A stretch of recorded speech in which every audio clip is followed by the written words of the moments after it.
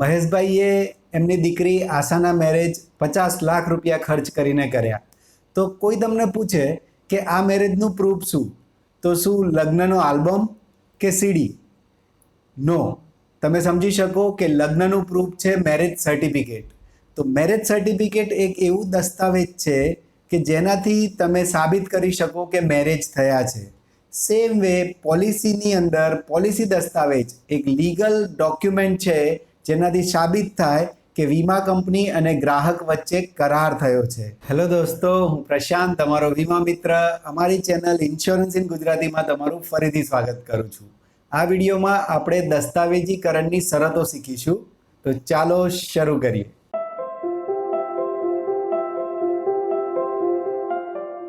સૌથી પહેલાં તો પોલિસી દસ્તાવેજ એ શું છે? પોલિસી દસ્તાવેજ એ પ્રૂફ છે કે કરાર થયો છે. પોલિસી દસ્તાવેજને ઇંગ્લિશમાં પોલિસી ડોક્યુમેન્ટ કહેવાશે. અહીં સૌથી પહેલાં આપણે પોલિસી દસ્તાવેજને એક સિમ્પલ લેંગ્વેજમાં સમજીએ. આપણા ઘરે જ્યારે પોલિસી આપણે લેતા હોઈએ છીએ ત્યારે જે ફાઇલ આવતી હોય છે એને પોલિસી દસ્તાવેજ કહે છે. હવે અહીંયા ઘણા બધા ટેકનિકલ પોઈન્ટ તમને એક્ઝામમાં પૂછાતા હોય છે. તો હું ઈચ્છીશ કે થોડાક ક્વેશ્ચન આન્સરની રીતે હું તમને સમજાવું કે જેથી તમને એક્ઝામમાં સરળતા રહે. સૌથી પહેલાં સમજો કે પોલિસીની જે ફાઇલ હોય છે એમાં ઘણા બધા વિભાગ હોય છે.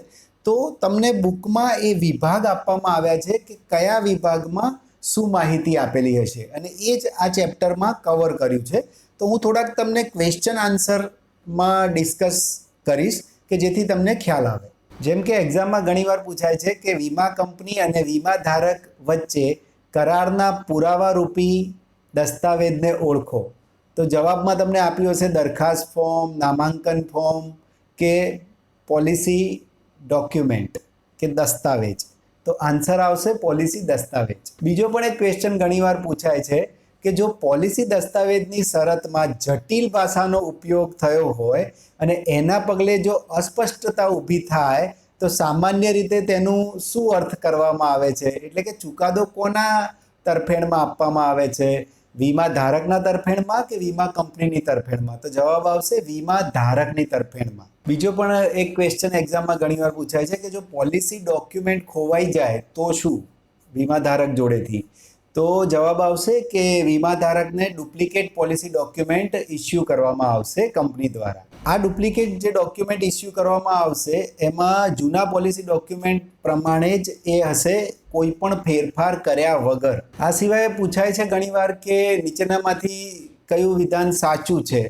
તો એની અંદર પોલિસી દસ્તાવેજમાં શું હોય છે? તો પોલિસી દસ્તાવેજ ઉપર ઇન્ડિયન સ્ટેમ્પ એક્ટ અનુસાર સ્ટેમ્પ હોય છે અને અધિકારીની સિગ્નેચર કરેલી હોય છે.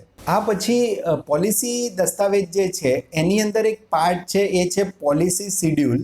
ગુજરાતીમાં એને સમયપત્રક પણ આ લોકો લખે છે.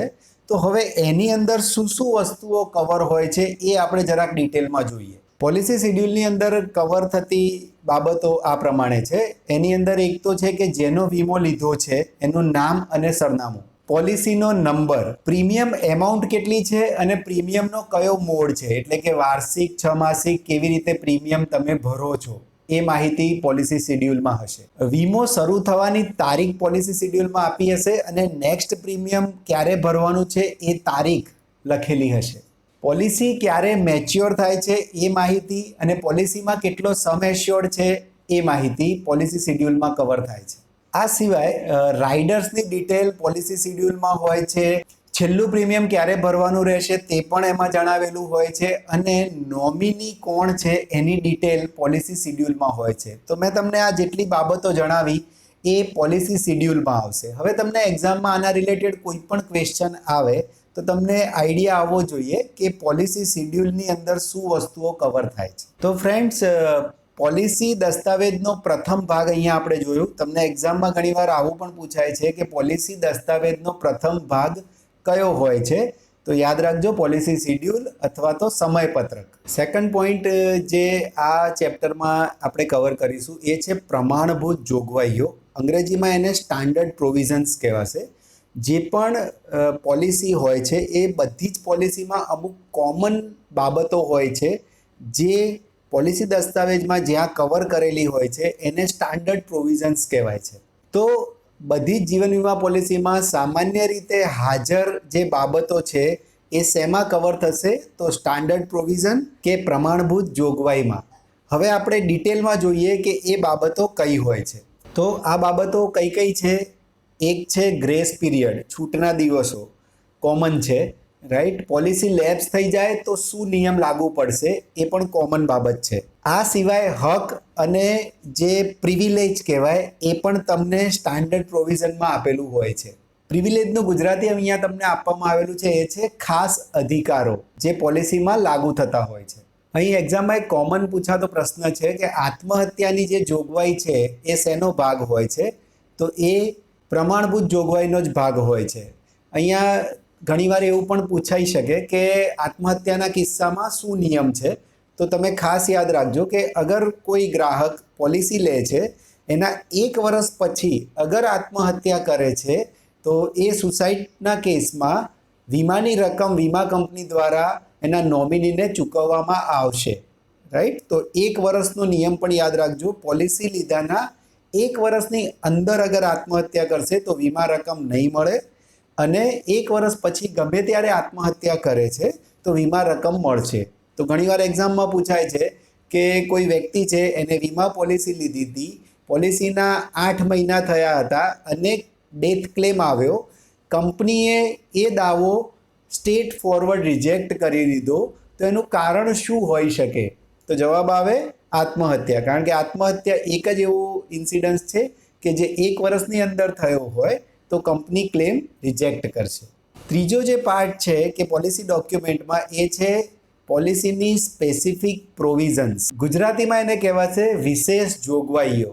તો વિશેષ જોગવાઈની અંદર અમુક સ્પેશિયલ કન્ડિશન્સ, જેમ કે ગર્ભવતી મહિલાના કિસ્સામાં શું નિયમ લાગુ પડશે, તો એ શેનો પાર્ટ હશે? તો એ સ્પેસિફિક કન્ડિશન થઈ. તો એ તમને પોલિસી દસ્તાવેજની સ્પેસિફિક પ્રોવિઝન્સવાળો જે પાર્ટ હશે એમાં એની માહિતી આપેલી હશે. એટલા માટે ઘણીવાર એક્ઝામમાં સ્પેસિફિક ક્વેશ્ચન આ રીતે પૂછાય છે કે ગર્ભવતી મહિલાનું જો મૃત્યુ થાય તો એ કેસમાં દાવો રિજેક્ટ કરવામાં આવે છે, તો એનું કારણ શું છે? તો એ ઘટનાને વિશેષ જોગવાઈ હેઠળ કવર કરવામાં આવી છે કે આ કેસમાં દાવો નહીં મળે. તો અહીં ખાસ યાદ રાખજો કે ગર્ભાવસ્થા દરમિયાન કોઈ પણ વીમા પોલિસી તમે લીધી તો એ વીમા કવરમાં નહીં આવે. ચોથો પોઈન્ટ જે આપણે આ ચેપ્ટરમાં કવર કરીએ છીએ એ છે FPR, ફર્સ્ટ પ્રીમિયમ રિસિપ્ટ, પ્રથમ પ્રીમિયમ રસીદ. તો આ FPRના ક્વેશ્ચન ઘણીવાર એક્ઝામમાં પૂછાતા હોય છે. FPRનું શું મહત્વ છે એ સમજજો. FPRની જે તારીખ છે એ વીમો શરૂ થયાની તારીખ છે. મતલબ કે FPR ઉપર જે ડેટ લખેલી હશે એ તારીખથી વીમા કવર સ્ટાર્ટ થશે. એ તારીખ પછી ગમે ત્યારે ડેથ ક્લેમ આવ્યો તો વીમા કંપની એ દાવો ચૂકવશે. આ પછી એક લાસ્ટ પોઈન્ટ છે એ છે RPR, રિન્યુઅલ પ્રીમિયમ રિસિપ્ટ. એટલે કે પ્રથમ પ્રીમિયમ પછી જે પણ પ્રીમિયમ ભરવામાં આવશે એના માટે કંપની જે રસીદ આપશે એને આપણે RPR કહીશું. આટલું તમારે યાદ રાખવાનું છે. તો RPRનો ક્વેશ્ચન કંઈક આ રીતનો પૂછાય છે: પ્રથમ પ્રીમિયમની ચૂકવણી થયા પછીના પ્રીમિયમ મળતા વીમા કંપની દ્વારા નીચેનામાંથી કયા દસ્તાવેજો ઇસ્યુ કરવામાં આવશે? રાઈટ. તો જવાબમાં આવશે પ્રીમિયમની રસીદનું નવીનીકરણ, એટલે કે RPR. તો ફ્રેન્ડ્સ, અહીંયા આપણે આપણું ચેપ્ટર પૂરું કરીએ છીએ. આ ચેપ્ટરમાં આપણે દસ્તાવેજીકરણનો પાર્ટ 1 જોયો. નેક્સ્ટ ચેપ્ટરમાં આપણે દસ્તાવેજીકરણનું પાર્ટ 2 જોઈશું. પાર્ટ 2ની અંદર આપણે કવર કરીશું કે પોલિસીને રીઇન્સ્ટેટ કેવી રીતે કરવી, લેપ્સ થયેલી પોલિસીમાં શું નિયમો લાગુ પડે છે. ફ્રેન્ડ્સ, હજી પણ તમે મારી ચેનલ સબસ્ક્રાઇબ નથી કરી તો હમણાં જ ચેનલને લાઇક અને સબસ્ક્રાઇબ કરો. Keep watching. Thank you.